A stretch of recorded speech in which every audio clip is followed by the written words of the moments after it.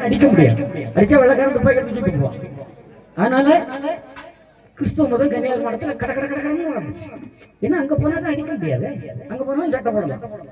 ஆனா இந்துவா இருந்து நாம் பிறந்த மரத்துல இருந்து இருப்பேன் உறுதியா இருந்த நம்ம மூதாதையர்கள் பட்ட கஷ்டம் கொஞ்சம் நெஞ்சமா யோசிங்க. இன்னைக்கு இந்த இந்து தர்மம் இருக்கிறதுனால அவர்கள் பட்ட அடி கஷ்டம் அன்னைக்கு பெண்கள் அப்படி இருந்தாங்க. அப்போ பகவான் திருச்செந்தூர் கடல்ல இருந்து வர சாமி கோப்புல வந்து உட்கார்ந்துருக்காரு. வண்டாரம் மாதிரி பாடிட்டு இருக்காரு. ஒரு ஒரு பொய்யான ஊரியம் அவ்வளவுதான். எல்லாரும் கேட்டா என்ன கிறுக்க மாதிரி பாடிட்டு இருக்கானே. அவர் என்ன பண்ணாரு? சேவல் கோழி எல்லாம் கூப்பிட்டு சொல்லுவாங்க பெட்டைதான் கண்டே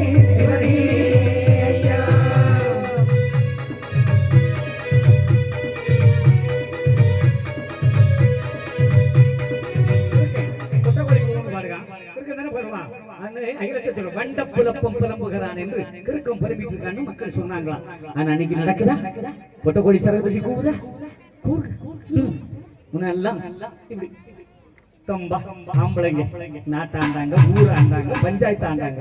ஆனா இன்னைக்கு பஞ்சாயத்து அம்மா, பேரூராட்சி அம்மா, நகராட்சி அம்மா, எம்எல்ஏ அம்மா, எம்பி அம்மா, நம்ம நாட்டு சேனாதி அம்மா.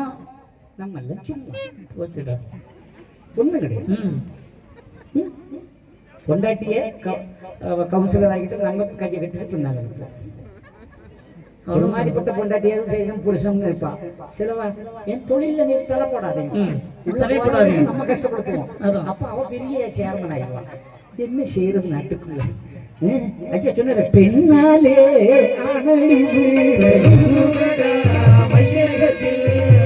கோழி சேரட்டி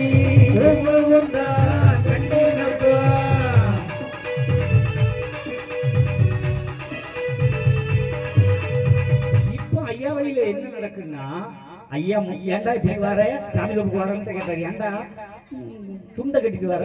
ஆமா சாமி, இந்த மண்ணை எங்களுக்கு முழு வேட்டி கட்டுனா வரி கட்டணும் சாமி. என் சன்னிதானத்துக்கு வந்திருக்கேன், என்ன பார்க்க வர. என்ன பார்க்க வரும்போது முழு வேட்டி கட்டு, தலையில தலப்பா கட்டு.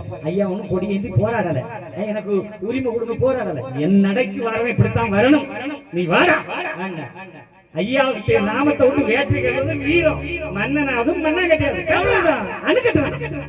பெண்கள் வந்தாங்க. யாமக்கா வர பயப்படுறாங்க. மேலாட முழுச்சேர கட்டு, தலைவாரி பூச்சோடு.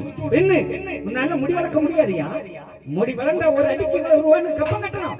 ஆனா வைகுண்ட சாமிக்கு பிள்ளைங்க பின்னி பூச்சொடி. ஐயா சொன்னாரு, பட்டிச்சேலை உடுத்தி பெரிய நாமம் மட்டுமிட்டு பெண்கள் எப்படி கட்டுச்சேலை பெரிய நாமம்.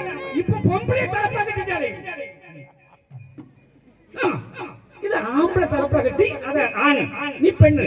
அவன் பெண்ணுக்குள்ள உரிமை என்ன? முழுச்சேலை அழகுபடுத்தி தன்னை ஒரு பெண் என்று முழுமையாக காட்ட ஐயா பாடுபட்டார். இப்ப நம்மால விஷயம் ஆம்பளை மாதிரி அங்கேயும் தலப்பா கட்டிக்கிட்டு நாங்களும் ஐயா வழியில் தலப்பா கட்டிக்கிட்டு. ஐயா வந்து ஆணும் பெண்ணும் கூடி ஆச்சாரமாய் இருக்கும்னு சொல்றாரு. நீ தலப்பா கட்ட தப்புன்னு சொல்ல, ஆனால் அது முறையல்ல.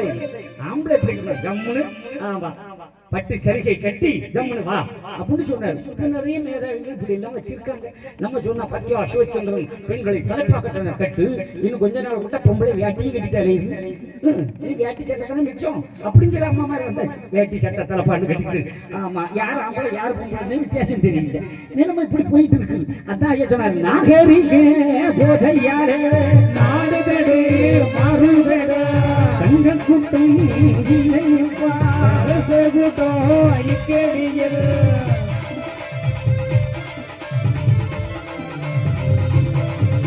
இப்படி அந்த இன்னைக்கு நம்ம ஊர் புது கிராமத்துல நம்முடைய குழந்தைங்க எல்லாம் முழு சேர கட்டி கும்மி அடித்து அந்த இறைவனுக்கு ஒரு பக்குவம் படுத்தினார்களே. என் சகோதரிகளே, என் குழந்தைகளே, நீங்கள் நீடூடி வாழ்வீர்கள். ஐயா இந்த மாதிரி பிள்ளைய பெற்றவனா பேரம் பேத்தெல்லாம் பார்த்தவனா. ஆமா, உங்களை பார்க்கும்போது என் மகளை உங்கள் முகத்திலே பார்க்கிறேன். நீங்கள் எல்லாம் வாழ்வீங்க மக்கா, நல்லா இருப்பீங்க. ஐயா